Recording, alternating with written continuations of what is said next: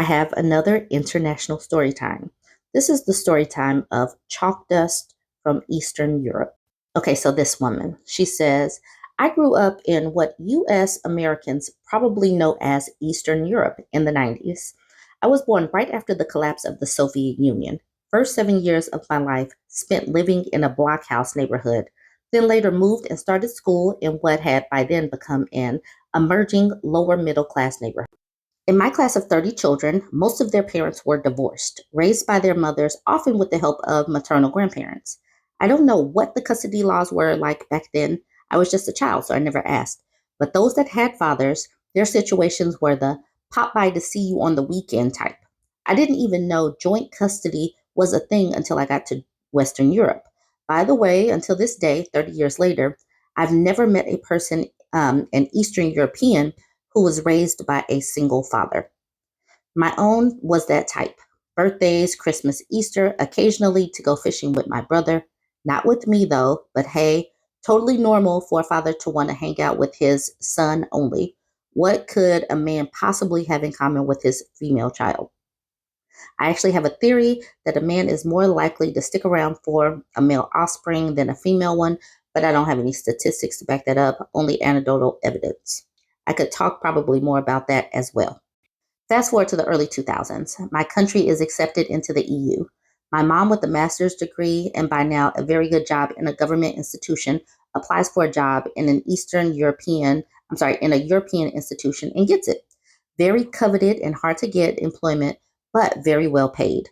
With two elementary school age kids, she moves to a new country where she doesn't even speak the language to start over. I get to my new school. First, culture shock. All of the kids from Western Europe, English, Irish, French, Belgian, have both of their parents still living together.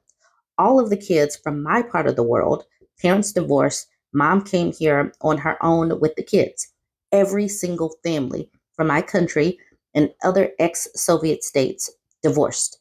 Every single woman of my mom's generation upgraded her education, upgraded her career, looked at her deadbeat husband and said, no thanks, I'm out.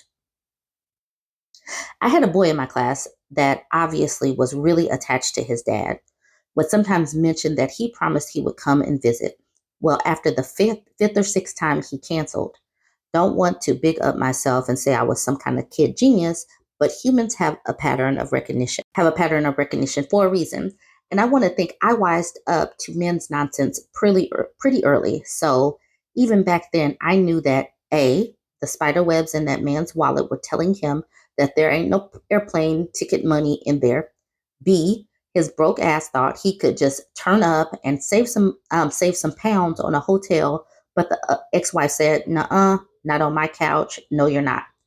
Or C, he just didn't care enough about his son, but was too much of a coward to cut off contact, so he just kept kicking the can down the road.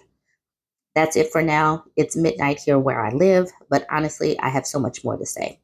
And then down at the bottom, might sound confusing if one is not too familiar with the USSR. I can elaborate. Why do I share international stories?